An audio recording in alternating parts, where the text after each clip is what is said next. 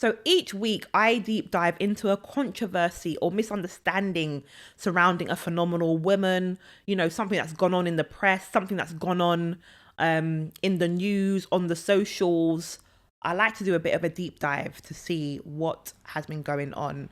And this is called Phenomenal Women Unfiltered. Now, this week's a bit different because I actually didn't hear of any phenomenal women being in any sort of controversy. Maybe I've had a really, let me just say this, I have had a really busy week, so I possibly have missed it, but nothing really came up for me. But I have been deep into the young Philly situation. I'm not even going to talk about that in detail because this is the Phenomenal Women Club podcast. I'm not bringing that nonsense in here. However, I will talk about some of the women who I saw commenting on the story who were, in my view, victim blaming. Now, look at me. I said I'm not going to get into it, but I am, aren't I? So if you guys don't know, young Philly, he is social media personality here in the UK. He was doing a tour in Australia. And basically a girl who he met in a club has made reports to Australian police that he has sexually assaulted her. There's I think I can't remember how many counts, but she's reported that he has sexually assaulted her and forced strangulation. I believe those are the charges, but you guys can go and verify that. Anyway, he has been bailed. The Australian police are not messing about. They are not joking with him. He has been extradited to the state in which this has happened. He has been bailed and needs to appear at the at the police station 3 times a week. Not a joke. They're going to trial straight away.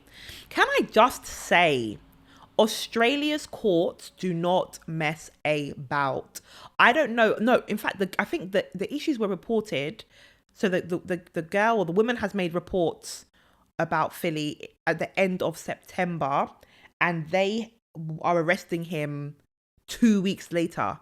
That could never happen in Britain. Our judiciary, our police, our court system, you're looking at 3 to 6 months. You're looking before you could even get into court. You're looking at CPS taking years to make a decision about the investigation. You're just looking at it taking so long. Australia, they said, 2-week investigation, right, arrest him.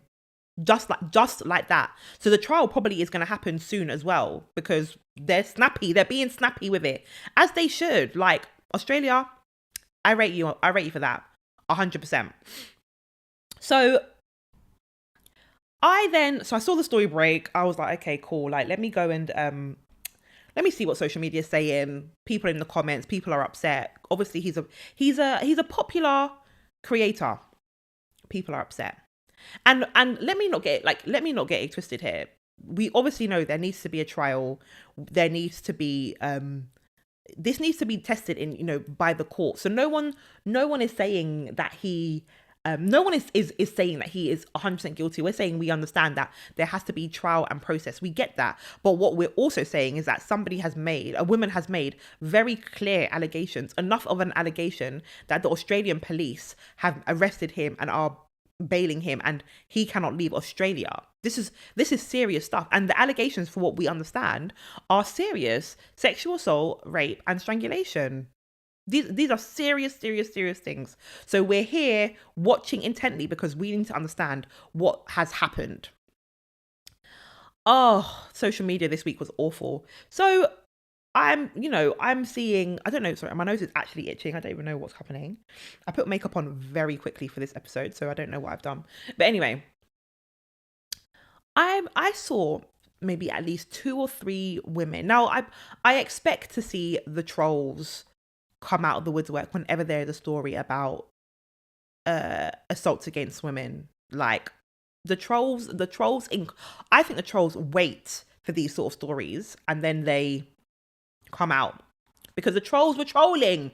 But I was taken aback. I think I can say that I saw 2 or 3 women um come with the, oh, like, why does she go back to his hotel room? You know, she should know better argument. And I just thought, in this 2024, we're still here doing this. Like, what the hell is going on? Like, why is that why is that happening? Because what we're not doing anymore is we're not victim blaming. We're not. Women should be able to live their lives freely and not be at risk of any sort of assault or any sort of violence. So women should be able to live their life freely and not have to worry about anything happening to you, because that's not the experience of everyone else. It's not. Women should be able to live that life. But for some reason, there are still some women and who've taken to social media to say, like, yeah, you know, it's her fault, isn't it? Because she should have never gone to the hotel room. Well, that's not the angle we're going to take here. That is not the angle we're going to take here. And it just saddens me to see that sometimes people are still, some women are still in that position where they victim blame other women for being assaulted. And it really upsets me, because where is the unity? Where is it? And it makes me think about there's some psychology behind it, because I have researched into this, because I never understand when women come down incredibly hard or blaming on women for situations that where the woman is not at fault. So I've had to do some research, and basically what has like transpired in my research is that it comes from a place of vulnerability. So hear me out. This is what I understand. A lot of times people will blame the victim because what's happened to the victim is something that could happen to anybody, right? And so because it's happened to the victim and the victim has turned around and said, okay, well, this is what's happened, and I'm raising a complaint about this, or I've gone to the police about it, and they've made it public. It makes other people feel uncomfortable, because it makes other people realize that they are also vulnerable. And so rather than feeling vulnerable, other people will then turn around and victim blame and say, well, actually, like, it's her fault, because that makes them feel like these things can't happen to you. Trust and believe, if somebody wants to assault you, they will. Now, like, they will. We've seen so many cases of women who are just going about their daily lives who are assaulted. I think we remember Sarah Everard in London, who was walking home from a friend's house, assaulted. Her body was killed. Her body was found weeks or months later.